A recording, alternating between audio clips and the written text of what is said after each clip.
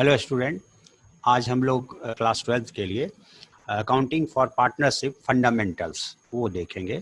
What is partnership? Partnership में का क्या मतलब है? आप पार्टनरशिप एक्ट 1932 के अनुसार, यानी पार्टनरशिप दो या दो से अधिक व्यक्तियों के बीच एक समझौता से उत्पन्न संबंध है, आपसी संबंध है, जिसके अंतर्गत ये इसके मेंबर्स एक बिजनेस विशेष को करने एवं उसके प्रॉफिट अर्जित लाभ को एक निश्चित अनुपात में बांटने का समझौता करते हैं, एग्रीमेंट करते हैं, जिस व्यापार का संचालन एवं नियंत्रण, मैनेजमेंट एंड कंट्रोल सबों के द्वारा या उनमें से किसी एक के द्वारा जो उनके द्वारा स्वीकृत हों उस व्यक्ति के द्वारा किया जाता है। तो पार्टनरशिप का मीनिंग जहाँ तक सवाल है तो आप ऑलरेडी बिजनेस स्टडीज़ पेपर में 11th में पढ़े होंगे। उसका फीचर्स क्या होता है, तो मिनिमम 2% होना चाहिए, मैक्सिमम 50 मेंबर्स होना चाहिए। रिवाइज जो कंपनीज एक्ट 2014 है उसके तहत रूल 10 है। इसके अलावा आप पार्टनर्स कितने प्रकार के होते हैं, वर्किंग एक्टिव पार्टनर होते हैं, इनएक्टिव पार्टनर होते हैं, मेजर होते हैं, माइनर होते हैं, ये सब प्रकार वगैरह भी आप देखा होगा। हम यहाँ पे मेनली फोकस करने जा रहे हैं कि अकाउंटिंग फॉर पार्टनरशिप।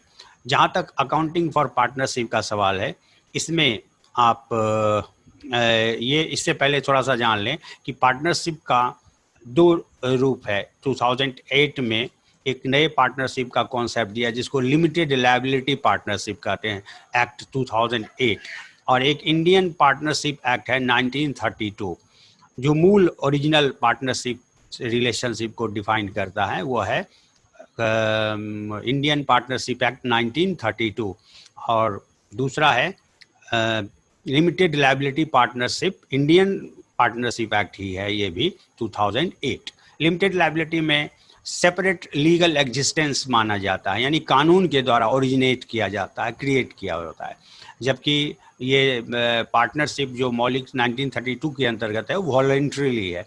वह आप स्वेच्छा से दो या दो से अधिक व्यक्ति समझौता करते हैं। वो समझौता पत्र रिटेन भी हो सकता है, वर्बल भी हो सकता है। लेकिन जहाँ तक लिमिटेड लायबिलिटी पार्टनरशिप है उसमें रजिस्ट्रेशन अनिवार्य होता है कानूनी रूप से, और उसमें लिमिटेड लायबिलिटी शब्द लगने का मतलब ही है कि ये पार्टनरशिप के पार्टनर्स का सेपरेट एग्जिस्टेंस मान्य होगा। जो बिजनेस पार्टनरशिप फर्म का बिजनेस है वह सेपरेट माना जाएगा और पार्टनर्स जो हैं उनको सेपरेट अलग माना जाएगा।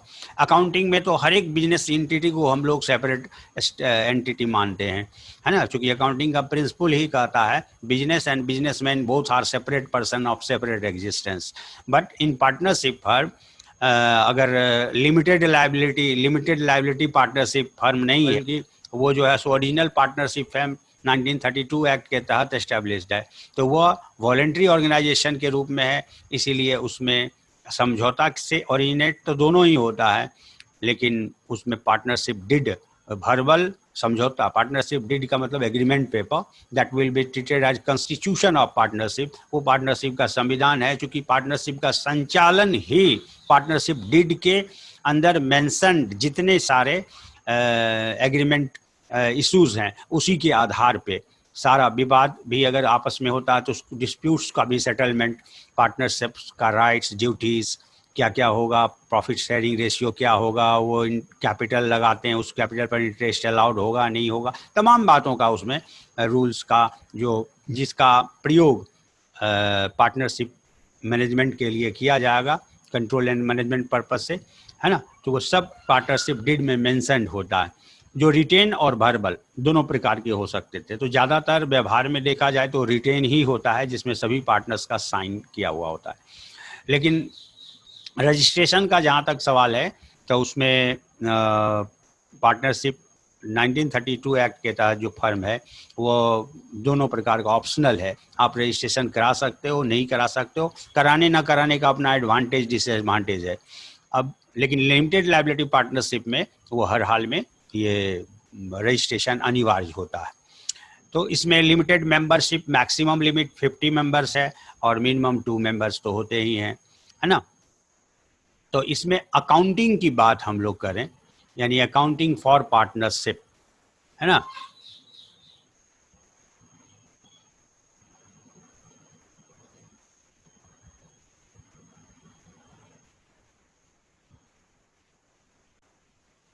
आप जैसा कि जानते हो double entry system, single entry system, 2 entry system होता है रिकॉर्ड कीपिंग का या बुक्स एंड अकाउंट्स मेंटेन करने का। तो स्वाभाविक है डबल एंट्री सिस्टम ही फॉलो करता है कोई भी पार्टनरशिप फर्म। लेकिन यहाँ पे सवाल है कि डबल एंट्री सिस्टम में जिस प्रकार से different types of journal book, laser book posting होता है, वो सब प्रक्रिया उसी तरह से जर्नल मेंटेन करना, लेजर पोस्ट करना, फिर ट्रायल बैलेंस में कन्वर्ट करना, फिर फाइनल अकाउंट और फाइनेंशियल स्टेटमेंट्स बनाना, जो आमतौर पे सभी बिजनेस एंटिटी में होता है, वो इसके अंतर्गत भी होता है। यहाँ पर पार्टनरशिप लग जाने की वजह से, चूंकि इसमें ओनरशिप मोर देन 1 पर्सन है, तो प्रॉफिट जो भी अर्न हुआ फर्म के द्वारा वह उस प्रॉफिट को पार्टनर्स में डिस्ट्रीब्यूट किया जाता है ना, बंटवारा किया जाता है। तो इसी पॉइंट ऑफ व्यू से थोड़ा सा सोल प्रोप्राइटरशिप से डिफरेंट प्रेजेंटेशन हो जाता है, क्योंकि ऑनर जो हैं इसमें मोर देन 1 होते हैं। तो पार्टनरशिप अकाउंटिंग में फंडामेंटल्स में हम लोग जो यहाँ पे देखेंगे वो है सबसे पहला, आप trading, profit loss account, balance sheet सब उसी तरह बनाओगे, लेकिन प्रॉफिट लॉस अकाउंट के बाद एक अकाउंट बनता है जिसको कहते हैं profit loss appropriation account.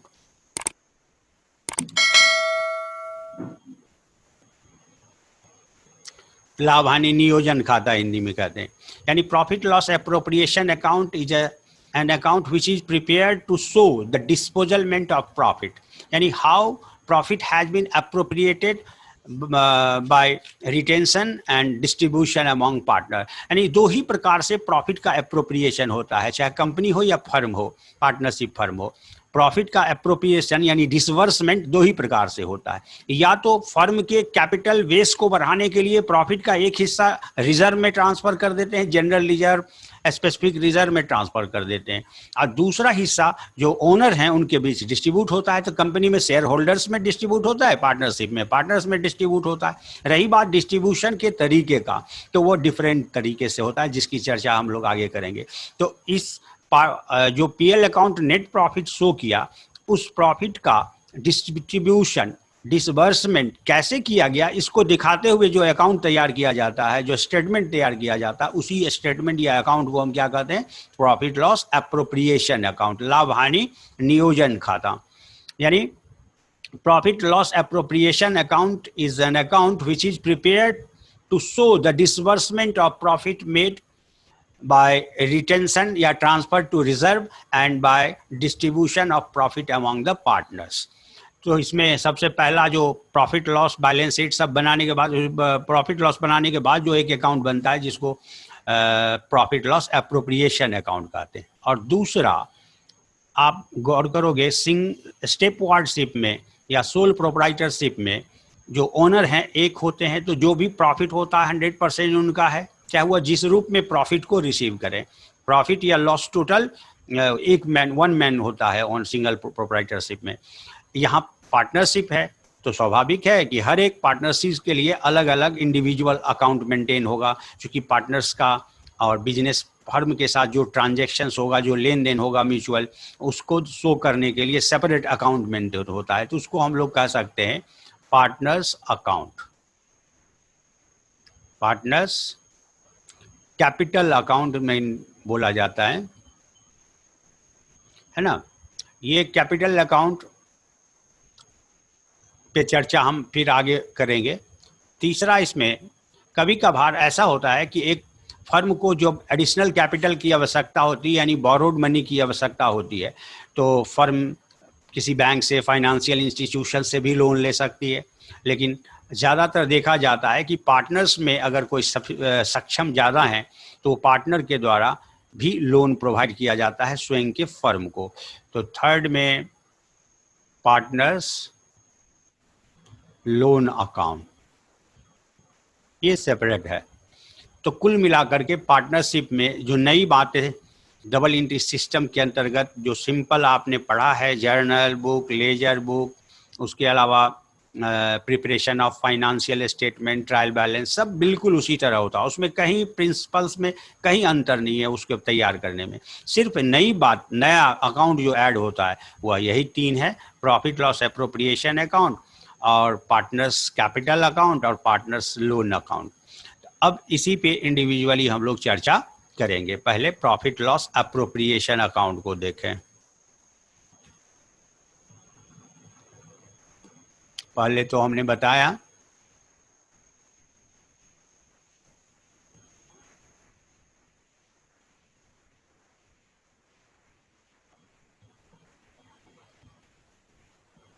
it is an account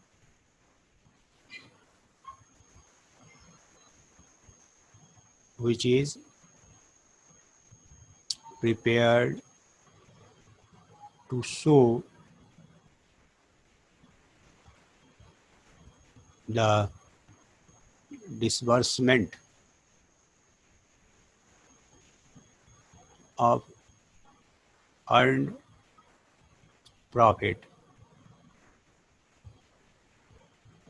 by way of retention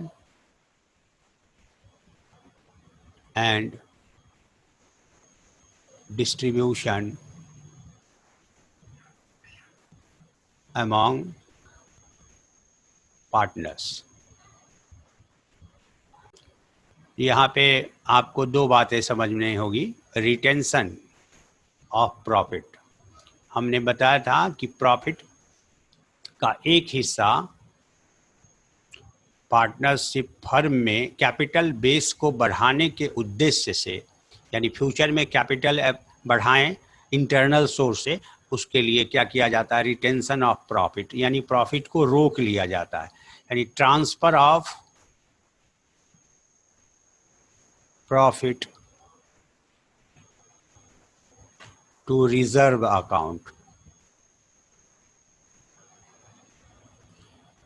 और दूसरा है डिस्ट्रीब्यूशन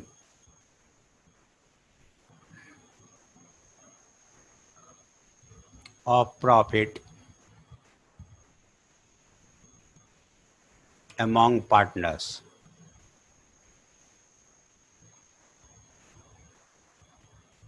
इसमें अलग अलग तरीका है। सबसे पहला देखें, पार्टनर्स जो कैपिटल लगाते हैं। अक्सर हम लोग देखते हैं कि पार्टनर्स, कोई ज़रूरी नहीं कि जितने भी पार्टनर्स हैं, अगर 3 पार्टनर हैं ए, बी और सी, तो तीनों इक्वल अमाउंट ऑफ कैपिटल का कंट्रीब्यूशन दिया हो, ये आवश्यक नहीं है। किसी का कैपिटल ज़्यादा होता है, किसी का कैपिटल कम होता है, तो बाद में चल करके आप प्रॉफिट लॉस इक्वल है। कभी कभार हम लोग आपस में भी देखते हैं कि भाई हम कैपिटल लगा रहे हैं, तुम अपना मेहनत करो, तुम्हारा मेहनत हमारा पूंजी, प्रॉफिट लॉस बराबर बराबर, इस तरह का एग्रीमेंट हम लोग वर्बल करके भी कोई कारोबार कर लेते हैं। तो इसका मतलब ये नहीं हुआ कि कल को प्रॉफिट बांटते समय ऐसा हो जाए कि हमने इतने लाख रुपए कैपिटल लगाए, इसने कुछ भी नहीं लगाया, पाया दोनों इक्वल। तो इस तरह का मतलब आपस में डिफरेंस पैदा ना हो, डिस्प्यूट पैदा ना हो, इसके लिए क्या किया जाता है? पार्टनरशिप में इंटरेस्ट ऑन कैपिटल की व्यवस्था दी जाती है। सपोज कीजिए कि प्रॉफिट 1 लाख रुपीज़ हुई, अगर हम 50-50 इक्वल बांटते हैं तो 50,000 शेयर होगा। लेकिन 1 लाख रुपया लगाने वाला को तो होता कि मैं बैंक में जमा कर देता 1 लाख रुपए, तो 10,000 तो इंटरेस्ट ऐसे ही साल का 10% आ जाता। लेकिन ये तो कुछ कैपिटल लगाया नहीं, तो इसको तो आना नहीं था। तो अगर हम लोन लेते बैंक से और तब कारोबार करते, तो out of 1 lakh interest will have to be paid to bank and financial institution, and the remaining amounts will be distributed among the partners। अगर लोन लिया जाएगा तो पार्टनर्स का जो 1 लाख रुपए का प्रॉफिट है, उसमें से 10,000 इंटरेस्ट फाइनेंशियल इंस्टीट्यूशन और बैंक को दिया जाएगा, बाकी का 90,000 इक्वली बढ़ता। तरह तरह का डिस्प्यूट क्रिएट होता है।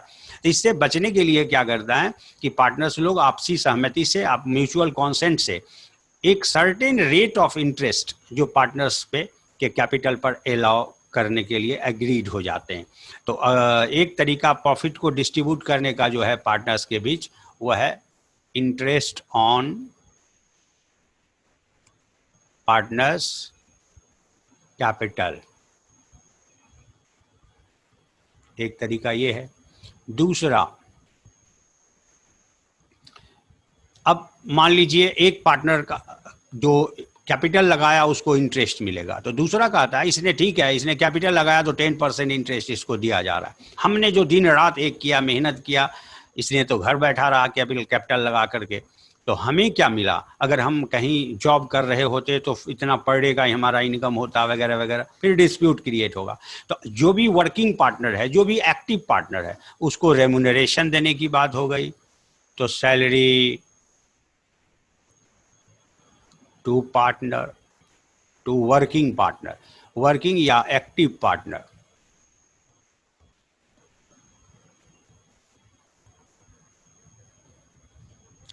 अब यहाँ पे रेमुनरेशन का अलग अलग रूप होता है। जैसे गौर करें, आपने एक बार सैलरी कर दिया।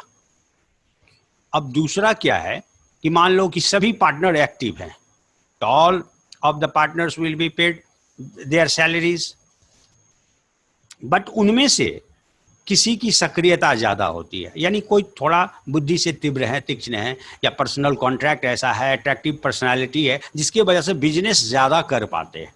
उस पार्टनर का कंट्रीब्यूशन बिजनेस ग्रो करने में ज़्यादा होता है, यानी प्रॉफिट रिजल्ट में उनका कंट्रीब्यूशन अधिक होता है। तो प्रॉब्लम यहाँ भी आ सकता है कि हम ज़्यादा तेज हैं, हम ज़्यादा परफॉर्मेंस दे रहे हैं, मेहनत करने को तो सब कर रहा है, लेकिन मेरे वजह से प्रॉफिट ज़्यादा हो रहा है। तो इसीलिए क्या किया, सैलरी के अलावा तो टाइम एंगेजमेंट, जो टाइम आप दे रहे हो उसके लिए सैलरी मिला। अब प्रॉफिट परफॉर्मेंस के आधार पे कैसे दिया जाए, तो उसके लिए बोनस अलाउ किया कि जिसके द्वारा जितना बिजनेस किया जाएगा उसको उस पे एक सर्टेन रेट से बोनस मिलेगा। तो दूसरा हो गया बोनस, यानी प्रॉफिट में जिसका जितना कंट्रीब्यूशन है तो बोनस रूप में हो गया। थर्ड हो गया उससे भी ज़्यादा, जैसे सेल्स किसी का द्वारा बढ़ा दिया जाता है, तो सेल्स में उसको मिल जाएगा कमीशन। अगर बोनस नहीं है तो कमीशन दे दिया जाएगा कि जिसका परफॉर्मेंस 10 लाख सेल का है उसका कमीशन 10 लाख का 5% या 10%, जो भी रेट एग्रीड होगा। और जिसका 2 ही लाख कंट्रीब्यूशन है सेल्स में, तो 2 लाख का 10% पाएगा। फिर कोई असंतोष होने की बात नहीं होगी। तो रेम्यूनरेशन टू पार्टनर्स, इस सभी को क्या कहते हैं? इन तमाम को क्या कहेंगे? रेम्यूनरेशन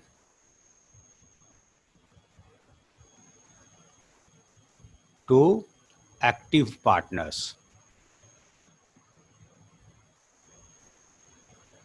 ठीक है। अब आपने देखा दो ही प्रकार से एप्रोप्रिएशन होता है, रिटेंशन एंड डिस्ट्रीब्यूशन। डिस्ट्रीब्यूशन का तरीका देखा। अब बी, ए में इंटरेस्ट ऑन कैपिटल फॉर्म में, बी में रेम्यूनरेशन फॉर्म में, और सी जो है सारा कुछ चार्ज करने के बाद, यानी प्रॉफिट का एक हिस्सा कहाँ ले गए? रिजर्व में। उसके बाद पार्टनर को रेम्यूनरेशन, इंटरेस्ट ऑन कैपिटल देने में, रेम्यूनरेशन देने में, फिर जो अंत में रेसिडुअल अमाउंट ऑफ प्रॉफिट बचता है उसको डिविजिबल प्रॉफिट कहते हैं। क्या कहते हैं? Divisible profit. और ये डिविजिबल प्रॉफिट जो बटेगा वो, यानी division of profit, residual profit. Residual माने अंत में जो बच जाएगा among all partners in agreed profit sharing ratio। Okay, तो ये प्रॉफिट डिस्ट्रीब्यूशन का तरीका। इसी को जब खाते में अकाउंट्स बना करके प्रेजेंट किया जाता है as per the information given in your accounting problems, then such account will be known as profit loss appropriation account। यानी profit loss appropriation account is nothing other than a statement showing disbursement of profit। okay? अब ये इसका specimen हम लोग देखेंगे। तो पहले partnership capital account के पहले हम लोग देख ले प्रॉफिट लॉस एप्रोप्रिएशन अकाउंट का फॉर्मेट क्या है और कैसे तैयार होता है। Profit loss appropriation account, particulars, amount, then particulars,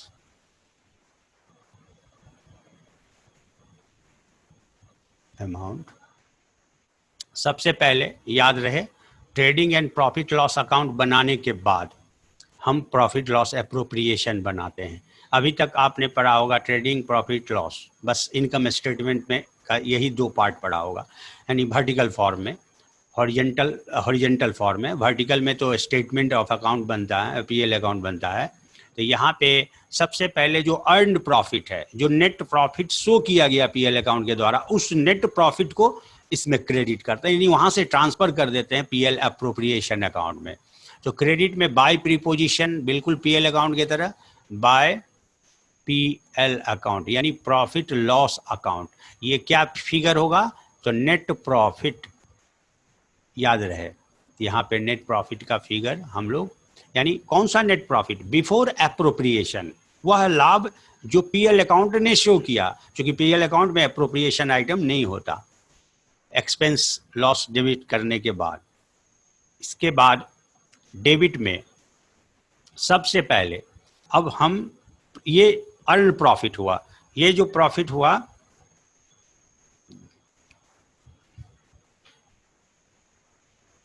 यहाँ जो प्रॉफिट है वह अर्नड सरप्लस है, यानी इस साल का इतना प्रॉफिट हुआ, इसको अब हम डिस्ट्रीब्यूट करने जा रहे हैं, इसके डिसबर्समेंट को शो करने जा रहे हैं। अभी अभी मैंने बताया था कि डिसबर्समेंट दो ही तरीके से होता है। प्रॉफिट का कुछ हिस्सा रिजर्व में भविष्य के लिए, कैपिटल बेस बढ़ाने के लिए, कंटिजेंसीज के लिए ट्रांसफर कर दिया जाता है, जिसको ट्रांसफर टू रिजर्व कहते हैं।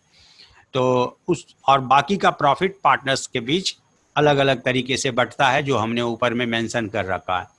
तो आप देखो, सबसे पहले इंटरेस्ट ऑन पार्टनर्स, ये फॉर्मेट बता रहा हूं मैं, पार्टनर्स कैपिटल। अब पार्टनर्स सपोज कीजिए ABC, तीन पार्टनर हम दो ही मान के चलते हैं, A और B। A का कैपिटल है सपोज कीजिए 1 लाख रुपीज, और 8% इंटरेस्ट अलाउड है, तो कितना हो जाएगा? 8,000। उसी तरह B का सपोज कीजिए 2 लाख रुपीज है, तो 8% से कितना हो जाएगा? 16,000। इस तरह से अपने अपने पार्टनर्स के कैपिटल कंट्रीब्यूशन पर गिवन रेट, जो भी हो interest on capital allowed rate, उससे कैलकुलेट करके आप डेबिट कर दें। फिर इंफॉर्मेशन के अनुसार to salary to partner, salary to partner, यहाँ पे मैं पार्टनर लिख रहा हूँ, आप ए लिख सकते हो सकता है ए एक्टिव पार्टनर हो, बी इनएक्टिव हो, तो ए को सैलरी मिलेगा, बी को नहीं मिलेगा। इसीलिए यहाँ पे ध्यान रखना है, हमने पार्टनर लिखा, आप सैलरी टू ए लिखेंगे, बी को मिल रहा होगा तो सैलरी टू बी लिखेंगे। अगर दोनों को सैलरी मिल रहा है तो सैलरी टू पार्टनर्स लिख सकते हैं। जिस तरह से इंटरेस्ट ऑन कैपिटल ए और बी का इंडिविजुअली दिखा है, उसी तरह दिखा सकते हैं। यानी हो सकता है इसमें ए को सैलरी मिले, बी को नहीं मिले, हो सकता है ए और बी दोनों को मिले। टू बोनस टू पार्टनर, फिर हो सकता है ए को सैलरी और बी को बोनस, हो सकता है सी को commission, to commission to partner. यानी पार्टनर के रेम्युनरेशन का डिफरेंट फॉर्म हो सकता है, उस डिफरेंट फॉर्म में जिसका जितना अमाउंट बनेगा वो आप डेबिट करते जाओगे।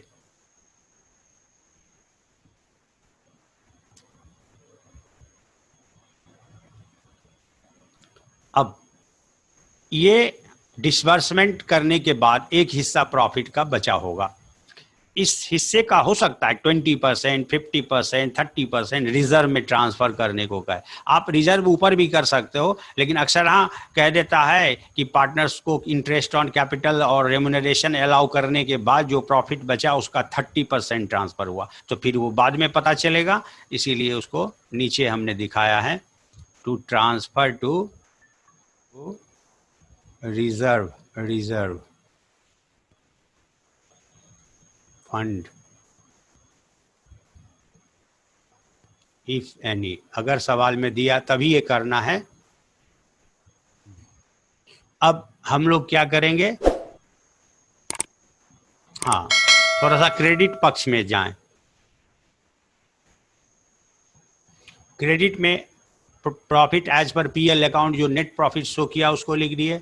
अब एक आइटम और बनता है, आप देखे होंगे पार्टनर्स ने कैपिटल लगाया तो उसे इंटरेस्ट लेने का राइट हुआ। तो फर्म कहती है कि आप अगर पर्सनल यूज के लिए व्यापार से विड्रॉ करते हो कैश या गुड्स, तो ड्रॉइंग्स हुआ, तो उस पर इंटरेस्ट फर्म चार्ज करेगी। आपने लगाया प्रॉफिट अर्न करने के लिए तो इंटरेस्ट मांगा, मैंने दिया। और आप जब बिजनेस से निकालेंगे, बिजनेस फंड का पर्सनल यूज करेंगे, तो आपको इंटरेस्ट देना होगा। ऐसा इसीलिए कि अगर ड्राइंग्स की फैसिलिटी को का राइट अगर पार्टनर्स को दे दिया जाए तो एक्सप्लॉइटेशन इसमें हो सकता है। आप तेज तर्रार हो तो ज़्यादा से ज़्यादा कैपिटल का इस्तेमाल पर्सनल यूज़ में आप कर लो। कोई दूसरा पार्टनर ज़्यादा डिवोटी है तो सोच रहा है नहीं फर्म का कैपिटल है, तो उसको तो लॉस होगा। इसीलिए आप अगर फ्री ऑफ इंटरेस्ट करते हैं, पर्सनल एक्सपेंस को लिए विड्रॉ करने का अधिकार देते हैं, तो फिर ये प्रॉब्लम ना हो आगे डिस्प्यूट का कि उसने ज़्यादा इंजॉय किया कैपिटल ड्राइंग्स का, हमने कम किया, इसीलिए इंटरेस्ट चार्ज किया तो किया, उसने इंटरेस्ट भी तो दिया जो फर्म में इनकम के रूप में आया। इसीलिए उसमें इंटरेस्ट जो है on drawing, interest on partners drawing हो सकता है एक या ड्राइंग 10,000 हो और इंटरेस्ट 6% चार्ज कर रहा हो। तो उसी तरह जैसे कैपिटल निकाले उसी तरह से ड्राइंग्स अमाउंट पे अंदर में ऐड करके और उसको बाहर कर देंगे। ठीक है, अब हम लोग बैलेंस निकालेंगे।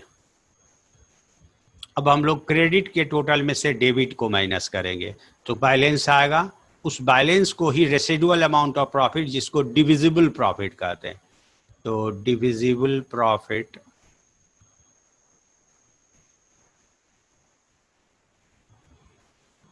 Transferred to